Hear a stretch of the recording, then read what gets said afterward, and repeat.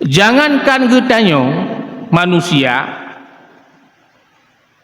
ba'ura Jumat ni pegahlah Rasulullah dalam sebuah hadis, para malaikat mentang sembahyang Jumat. Jangankan getanyo manusia,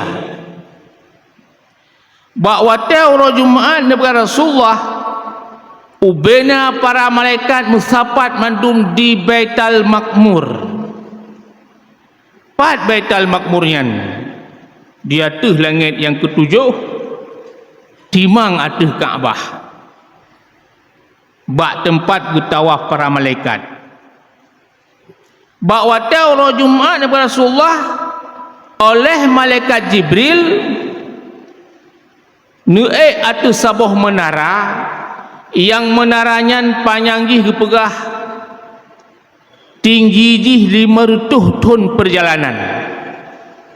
Nutajak katanya 500 ton perjalanan baru truk ke di puncak yang dumanyan menaranya.